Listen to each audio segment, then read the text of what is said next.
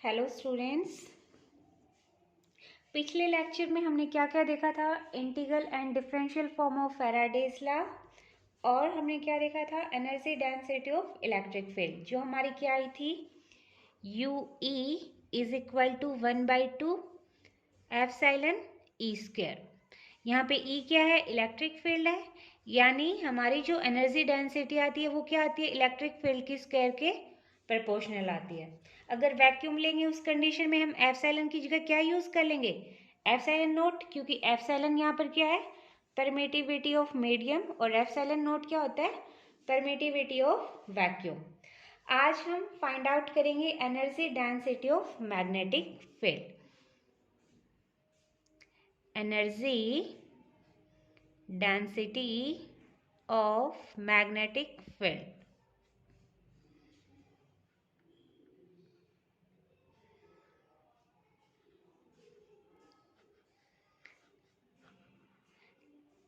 कल जब हम energy density of electric field find out कर रहे थे तब हमने क्या लिया था, कैपेसिटर लिया था। उसकी हेल्प से हमने क्या की थी, energy density of electric field find out की थी।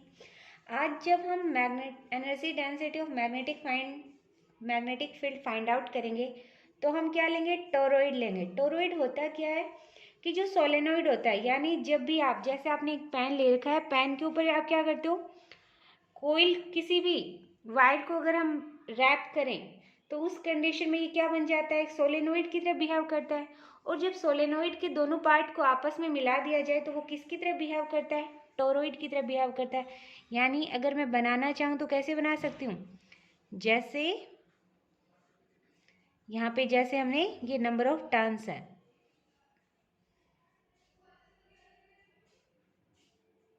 आपस में मिले होते हैं तो ये क्या बन जाता है, एक टोरॉइड। और सोलेनोइड क्या होता है, सिलेंड्रिकल टाइप होता है। इसके ऊपर अगर हम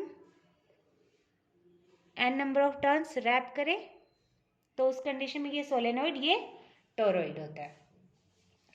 अब अगर हम टोरॉइड के अंदर जब करंट फ्लो की जाती है तो टोरॉइड की कोइल का जो हर टर्न्स होता है वो अपनी एक्सिस के अलोंग क्या जनरेट करता है, मैग्नेटिक फील्ड जनरेट करता है, जिससे मैग्नेटिक फील्ड उस जो सर्किल टाइप अपनी होती है, जो मतलब जब आप रैप करते हो तो वो सर्किल टाइप में बनता है, उसमें ही मैग्नेटिक फील्ड क्या हो जाता है, बाउंड हो जाता है, जिस पर अपने नंबर ऑफ टर्न्स क्या होते हैं, रैप होते हैं। अब हमने मान लिया कि जो टोरॉइड है इसके अंदर n क्या है, अपने नंबर ऑफ टर्न्स हैं, कैपिटल N है नंबर ऑफ टर्न्स, और इसकी जो लेंथ ले रखी है वो क्या ले रखी है, L, यानी लेंथ ऑफ टोरॉइड।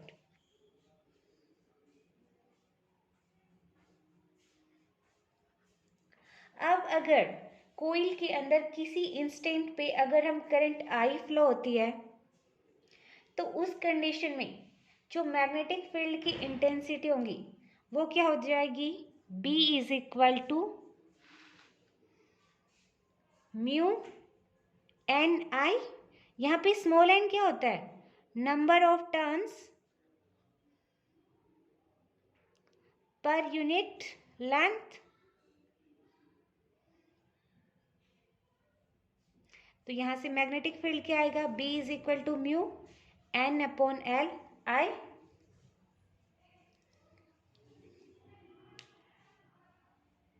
तो यहाँ अगर हम थ्योरेटिकली फॉर्म में लिखोगे तो वो कैसे लिखोगे, let us consider a toroid of capital N number of turns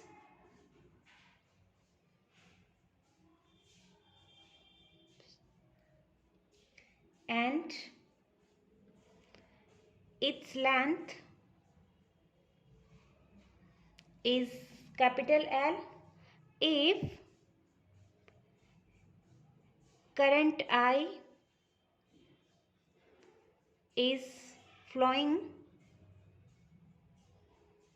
at any instant t in coil, then intensity of intensity of magnetic field क्या हो जाएगी? B is equal to mu N upon L I। यहाँ पे mu क्या है? अपनी permeability. अब देखो, जब करंट जीरो से अपनी मैक्सिमम वैल्यू तक पहुँचती है तो वो कुछ ना कुछ टाइम लेगी। हमने मान लिया कि जब टाइम ज़ीरो था तब करंट क्या थी? अपनी ज़ीरो थी, और किसी इंस्टेंट टी पर हमारी करंट क्या हो गई? आई तक बढ़ गई। तो जब करंट बढ़ेगी तो क्या होगा? मैग्नेटिक फ्लक्स में चेंज होगा। मैग्नेटिक फ्लक्स में चेंज होगा तो क्या इंड्यूस होगा? इलेक्ट्रोमोटिव फोर्स इंड्यूस होगा। तो जो इंड्यूस्ड इलेक्ट्रोमोटिव फोर्स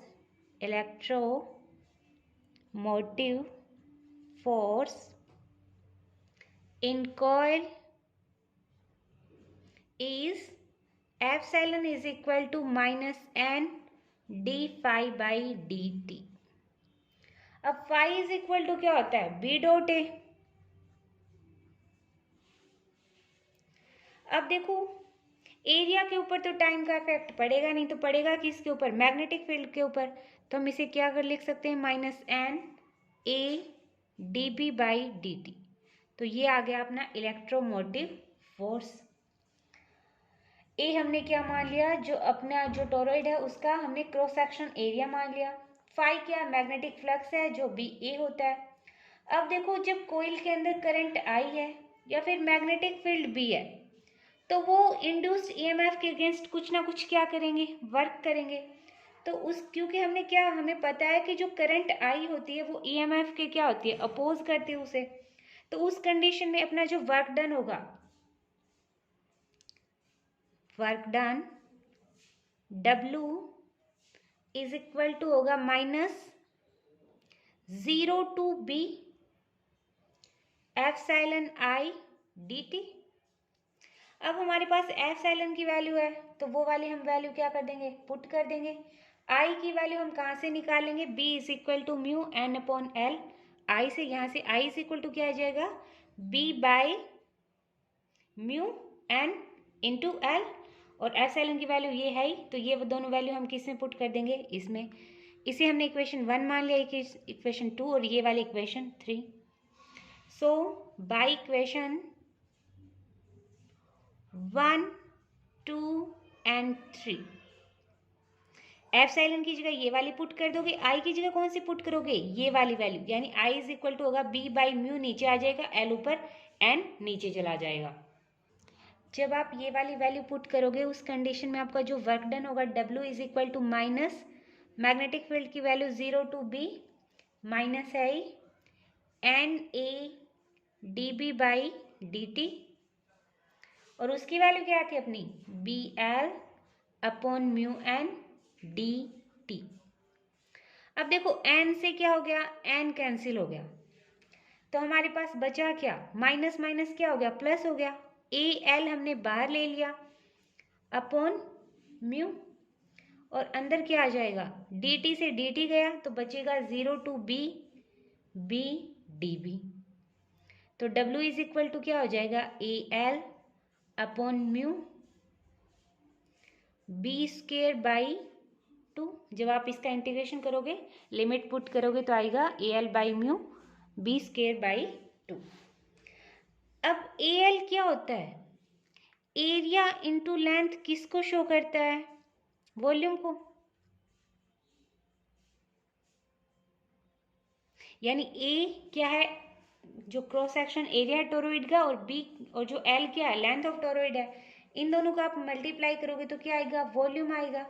यानी ए एल हमारा उस एरिया का वॉल्यूम है जिसमें मैग्नेटिक फील्ड बी क्या होता है? रहता है।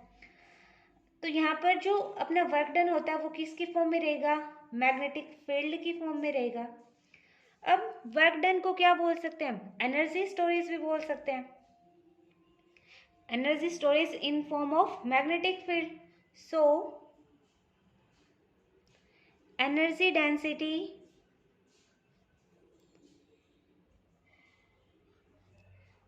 Of magnetic field.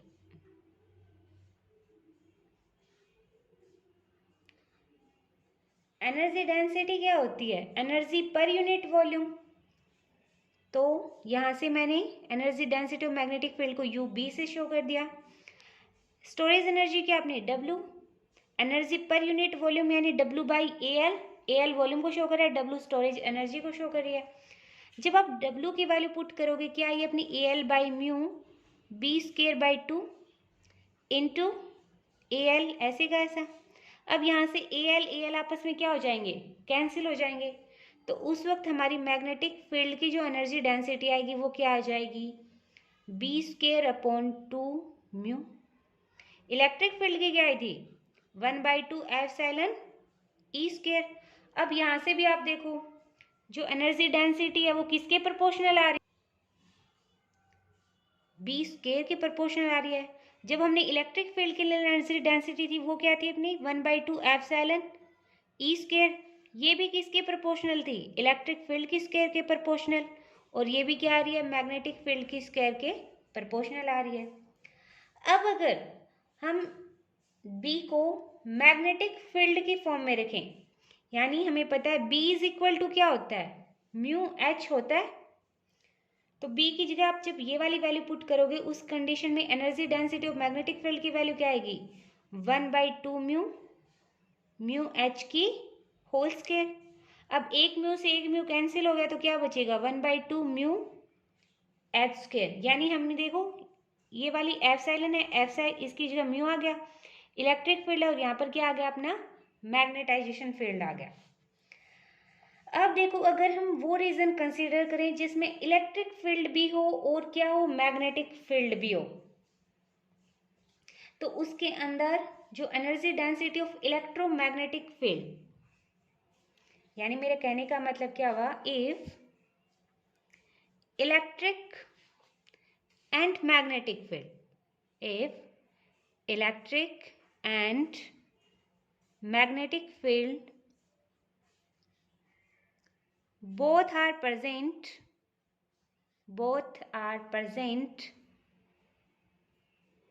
then energy density of electromagnetic field will be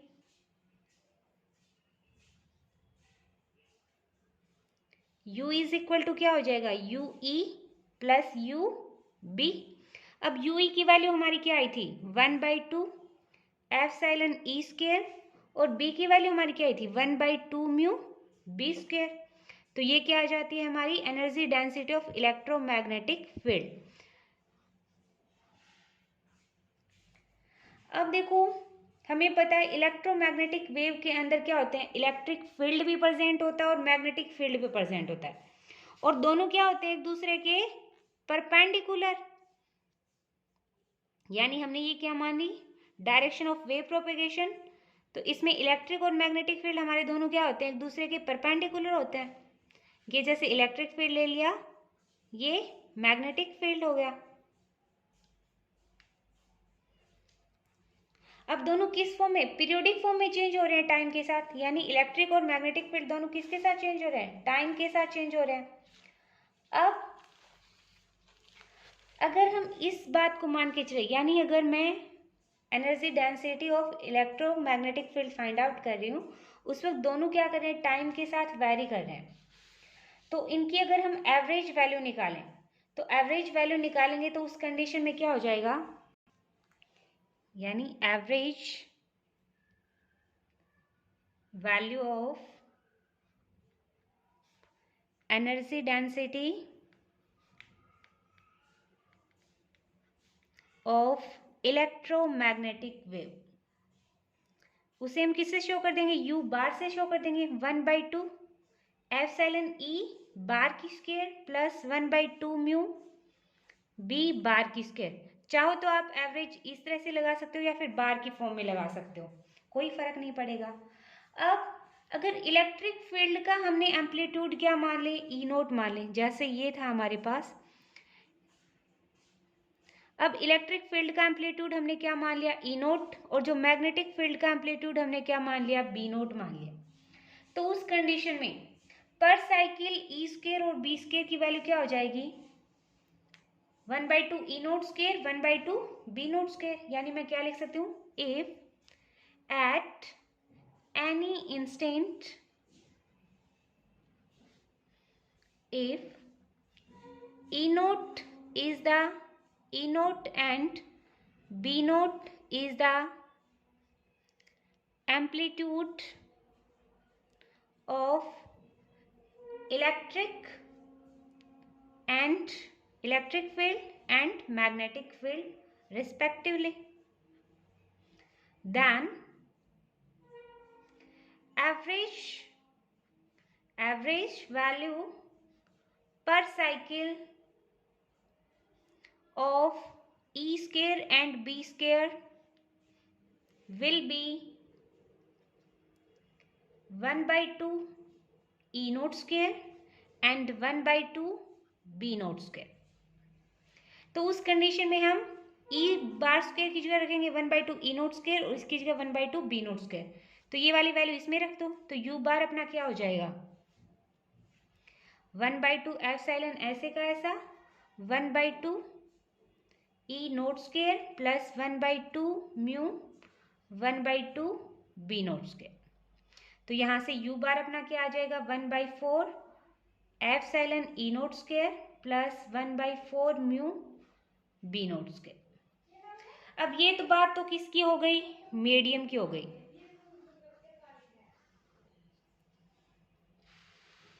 लेकिन जब अगर मैं वैक्यूम की बात करूं, यानी इन फ्री स्पेस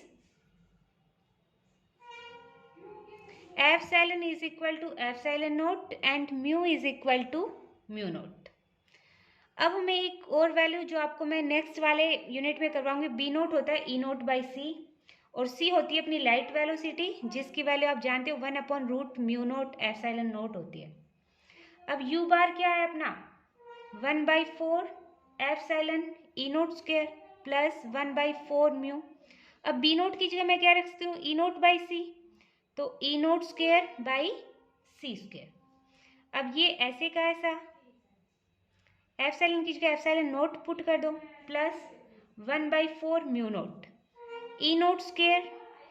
अब देखो सी की वैल्यू क्या, 1/रूट mu naught epsilon note, 1/सी square करोगे तो क्या आएगा आपका mu naught epsilon note.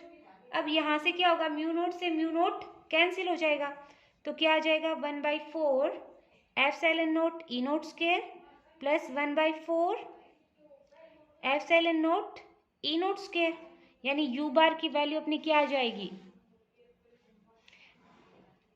1/2 epsilon note E note square, और ई नोट की जगह अब आप जब बी नोट ई नोट की जगह बी नोट सी पुट करोगे तो उस कंडीशन में आ जाएगी 1/2 mu nought B note square.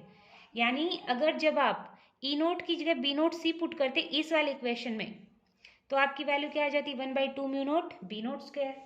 तो यहाँ से एनर्जी डेंसिटी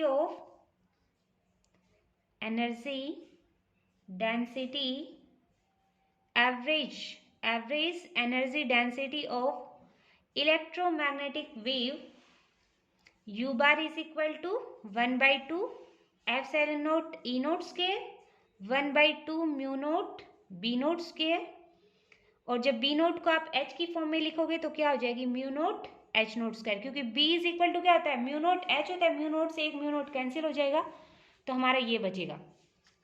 तो इस तरह से हमारी ये वाली यूनिट होती है कंप्लीट। एक बार फिर से आपको यहाँ से रिवाइज करवा देती हूँ। देखो फ्री स्पेस के अंदर एप्सिलॉन नोट लेके चले, म्यू को हम म्यू नोट लेके चले, B naught is equal to E naught by c होता है, जो मैं आपको अगले वाले यूनिट में बताऊंगी कैसे आता है। अब c is equal to one by root mu naught epsilon naught, जब आप म्यू नोट की जगह 4 × 10⁻⁻⁷ पुट करोगे और एप्सिलॉन नोट की जगह 8.86 × 10⁻12 पुट करोगे तो उसकी value c is equal to, ये वाली जब आप वैल्यू फाइंड आउट करोगे तो 3 × 10⁸ आएगा, जो लाइट वेलोसिटी के इक्वल होता है। अब हमने क्या किया, फर्स्ट वाला ऐसे का ऐसा plus 1/4 mu, B note square की जगह क्या पुट कर दिया, E note square, E naught by c put किया तो E note square by c square हो गया। अब देखो अगले वाले में म्यू को हम क्या लेके चले, म्यू नोट लेके चले, 1/4 mu naught E note square. अब सी स्क्वायर देखो, 1/c स्क्वायर किसके इक्वल होगा, म्यू नोट एप्सिलॉन नोट के इक्वल होगा। तो यहाँ से म्यू नोट एप्सिलॉन नोट लिख दिया, म्यू नोट से म्यू नोट कैंसिल, तो ये बचा 1/4 epsilon note E note square. तो ये हमारा आ गया 1/2 epsilon note E note square. इसी तरह से जब आप इस इक्वेशन में E naught is equal to B naught c put करते यहाँ पर, तो ये वाली इक्वेशन मिलती है हमें ये। तो mu bar U bar is equal to अपना ये आ गया। तो एनर्जी डेंसिटी, और लास्ट वाले में क्या किया हमने, बी नोट को एच के टर्म में लिख दिया, तो हमारा ये आ गया। तो इस तरह से हमारी यूनिट 4 होती है कंप्लीट। कल हम करेंगे यूनिट 5। तो आज के लिए थैंक यू।